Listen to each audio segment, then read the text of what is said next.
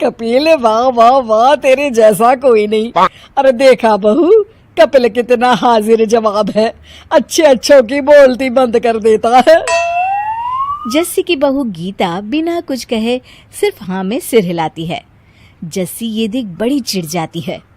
अरे तू किस दुनिया से आई है बहू? यहाँ बैठकर हम दोनों किसी का मातम नहीं बना रहे। अरे सामने कपिल शर्मा का शो चालू है और तुझे हंसी नहीं आ रही।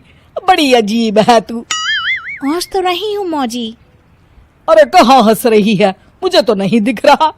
कैसी बहू मिली है मुझे, जब देखो मुंह में दही जमाए रहती है। अब मैंने क्या कर दिया माँ जी? और वही तो रोना है कि तू कुछ करती ही नहीं। अरे जरा दूसरों की बहुओं को देख, कुछ सीख। कैसे दिन भर अपनी सास से लड़ती झगड़ती रहती है। रोज ना सही, कम से कम हफ्ते में एक बार तो मुझसे झगड़ लिया कर। अब क्या बोलूं? अरे इससे तो अच्छा होता कि मेरा बेटा किसी गूंगी लड़की से शादी कर लेता। जस्सी पंजाबन थी, लेकिन उसकी बहू बंगालन थी। अपनी आदत के अनुसार वो बहुत कम बोलती थी। बस यही बात जस्सी को खटकती थी। दोनों का खान पान भी अलग था। ये लीजिए माँ जी, गरम गरम मच्छी करी राइस खाइए। आप भी खाइए ना आंटी जी। जस्सी और उसकी रिश्तेदार दोनों एक दूसरे का मुंह देखने लगते हैं। लो, करवा दी ना मेरी बेइज्जती। अरे ये मेरी बहन यहाँ चिकन खाने आई है और तू हमारे सामने मछली परोस रही है।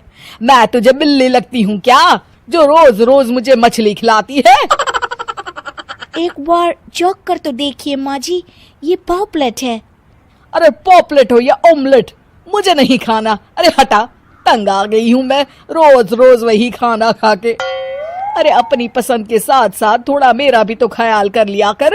लेकिन नहीं, तुझे तो सिर्फ अपनी जबान के चस्के को पूरे करने हैं। जस्सी फिर से अपने बेटे विशाल को कोसने लगती है।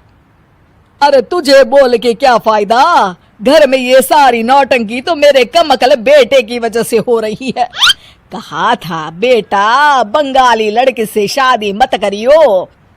ये लोग सिर्फ मछली के सिवा कुछ खाते ही नहीं। अरे हम ठहरे पंजाबी, खाने पीने के शौकीन। गीता तो अपनी सास को कोई जवाब नहीं देती। ये देख जस्सी और चिढ़ जाती है। अरे अब भूत बन के क्यों खड़ी है? कम से कम मुझसे झगड़ा तो कर ले, थोड़ी बहसबाजी कर ले। मेरी बहन के सामने इतनी तो इज्जत रख ले, वरना ये मेरे बारे में क्या सोचेगी। मेरी बहू तो किसी काम की नहीं है। अरे अब जाने भी देना बेचारी को। अरे तू चुप कर बहन, तुझे नहीं पता, ना तो ये ढंग का खाना खिलाती है और ना ही मुझसे लड़ती है। सारा दिन मुझे तो लगता है कि मैं दीवारों से बातें कर रही हूँ। इस तरह जस्सी अपनी बहू से हमेशा नाखुश रहती थी। एक दिन गीता जस्सी को लेकर अपनी किसी रिश्तेदार की शादी में जाती है। वहाँ की सभी औरतें गीता को ताने मारती हुए कहती है, और गीता, ये तूने क्या कर दिया? एक पंजाबी घर में शादी कर ली? अरे हमारे बंगाली लड़के मर गए थे क्या? हाँ ममता, इसके दिमाग में तो लव मैरिज करने का भूत सवार था। अब बेचारी अपनी गलती की सजा भुगत रही होगी। मैंने सुना है तेरी पंजाबन सास सारा दिन पटर पटर करती रहती है और लड़ने में भी उस्ताद है। अरे सिर्फ इसकी सास ही नहीं, सभी पंजाबी औरतें ऐसी ही होती है। कहाँ हम बंगाली जो कम बोलना पसंद करते हैं, और कहाँ वो पंजाबी जो अब देखो कांची की तरह जबान चलाते ही रहते हैं। गीता, तू तो तंग आ गई होगी। पता नहीं तू कैसे अपनी खड़ूस सास को झेलती होगी।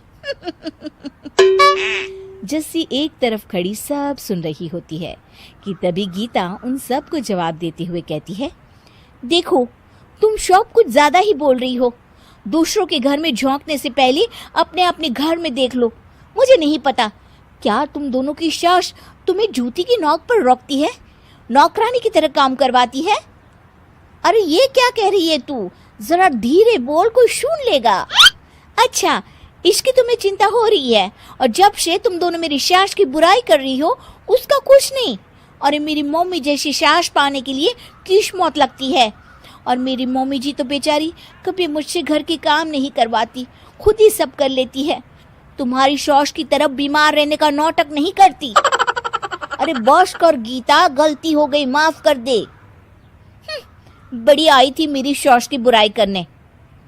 सारा नजारा देख जस्सी समझ जाती है कि शादी लव हो या अरेंज, बस बहू अच्छी होनी चाहिए। अपनी बहू की नजरों में खुद की इतनी इज्जत देख जस्सी खुशी से फूली नहीं समाती।